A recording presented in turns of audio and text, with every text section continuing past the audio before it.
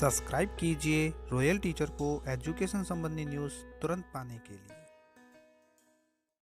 जी हाँ साथियों, इस वक्त की बड़ी खबर की बात करें शिक्षा विभाग से जुड़ी, तो शिक्षा विभाग से जुड़ी बड़ी खबरों में सामने आ रही है खबर एमजीजीएस के संबंध में। यानी इंग्लिश मीडियम विद्यालय जितने भी है, चाहे एमजीजीएस है, स्वामी विवेकानंद है, उनकी चयन प्रक्रिया और निरस्तीकरण के संबंध में महत्वपूर्ण निर्देश प्रदान किए गए बैठक में। ये कौन कौन से निर्देश थे, साथ ही इसके संबंध में जो नवीन जिले गठित किए गए हैं तो उनकी वरिष्ठता जो प्रभावित हो रही है उसके संबंध में भी महत्वपूर्ण दिशा निर्देश जारी किए गए हैं। और बात करें सबसे पहले कार्यालय निदेशक माध्यमिक शिक्षा राजस्थान बीकानेर की बैठक कार्रवाई के विवरण के संबंध में, जहां उन्होंने स्वामी विवेकानंद महात्मा गांधी केजीवीपी विद्यालयों के संबंध में महत्वपूर्ण दिशा निर्देश प्रदान किए गए। उनकी चयन प्रक्रिया है, पूरा होने के बाद, कार्यकाल पूरा होने के बाद कार्मिक का तो निरस्तीकरण प्रतिवर्तन उनके संबंध में निर्देश प्रदान किए गए हैं। तो ये जो बैठक हुई वो श्रीमान शासन सचिव स्कूल शिक्षा की अध्यक्षता में 14 जनवरी 2026 को दोपहर 3 से 5 बजे तक आयोजित की गई। इस बैठक में अतिरिक्त निदेशक माध्यमिक प्रारंभिक शिक्षा वित्तीय सलाहकार, संयुक्त निदेशक मुख्य जिला शिक्षा अधिकारी बीकानेर, जिला शिक्षा अधिकारी माध्यमिक प्रारंभिक और निदेशालय माध्यमिक प्रारंभिक से संबंधित ग्रुप और अनुभाग अधिकारी सारे उपस्थित रहे। तो निर्देश प्रदान किए गए उसके अंतर्गत जो महत्वपूर्ण दिशा निर्देश है वो एमजीडीएस के यानी इंग्लिश मीडियम महात्मा गांधी और स्वामी विवेकानंद केजीवीपी संबंध में जो कार्मिक है उनका कार्यकाल अगर पूरा हो रहा है तो उनकी कार्रवाई के संबंध में निर्देश प्रदान किए गए हैं। और उन्होंने बताया है कि अंग्रेजी माध्यम विद्यालयों यथा स्वामी विवेकानंद आदर्श विद्यालय, महात्मा गांधी विद्यालय में कार्मिक का कार्यकाल पूरा होने के बाद चयन है वो निरस्त या प्रतिवर्तन तथा आगामी पदस्थापन की समस्त कार्रवाई है वो ऑनलाइन मॉड्यूल के तहत हो। यानी अंग्रेजी माध्यम में जो भी शिक्षक गए हैं जिनका भी चयन हुआ है, उनका जो कार्यकाल अगर पूरा हो रहा है तो उसका चयन अगर निरस्त करना है या प्रतिवर्तन करना है या आगामी पदस्थापन उनको देना है तो इन सभी की कार्रवाई है वो ऑनलाइन मॉड्यूल के माध्यम से होनी चाहिए और इसकी कार्य योजना तैयार की जाए। तो ये महत्वपूर्ण दिशा निर्देश जारी किया गया है। साथ ही उन्होंने ये भी बताया है कि अंग्रेजी माध्यम विद्यालयों जैसे स्वामी विवेकानंद आदर्श विद्यालय, महात्मा गांधी विद्यालय में कार्मिक का कार्यकाल पूरा होने के बाद अगर चयन निरस्त है या प्रतिवर्तन है तो पदस्थापन किए जाने के संबंध में एक समान नीति पर विचार किया जाए। यानी एक समान नीति लागू की जानी चाहिए इनके संबंध में। साथ ही उन्होंने ये भी बताया कि सामान्यतः अंग्रेजी माध्यम विद्यालय में चयन 1 वर्ष के लिए किया जाता है, तत्पश्चात 1 वर्ष की कार्यकाल की अभिवृद्धि तथा तय मानदंड के अनुसार की जाती है। अतः चयन निरस्त या प्रतिवर्तन कितनी अवधि के पश्चात अनुमत किया जाना है उसके संबंध में भी नीति निर्धारित की जाए।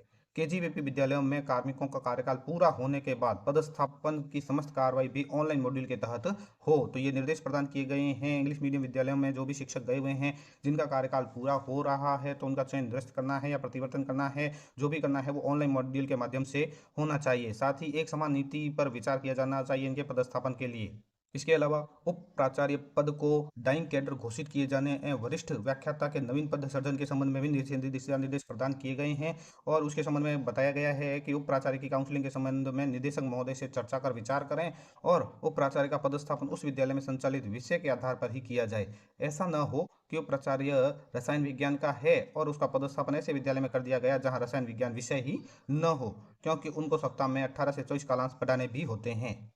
इसके अलावा 5वीं 8वीं बोर्ड परीक्षा के संबंध में भी दिशा निर्देश प्रदान किए गए हैं, जिसमें उन्होंने बताया है कि 5वीं 8वीं बोर्ड परीक्षाओं की तैयारी की जाए, शीघ्र परीक्षा परिणाम जारी किया जाएगा। साथ ही 5वीं 8वीं बोर्ड परीक्षा में जो उत्तीर्ण विद्यार्थी होंगे यानी जो विद्यार्थी अनुत्तीर्ण होंगे उनके लिए 3 सप्ताह का उपचारात्मक कक्षा रेमेडिएशन करना होगा, ताकि बच्चों का तनाव कम हो, तनाव ना हो और वे आनंदित महसूस करें, और इसका भी ध्यान रखा जाए। साथ ही इसके लिए आप सभी जानते हैं कि यदि 5वीं 8वीं कक्षा में कोई भी विद्यार्थी अनुत्तीर्ण होता है तो संबंधित शिक्षक को अवकाश के दिनों में भी आकर उपचारात्मक कक्षाएं लेनी होगी।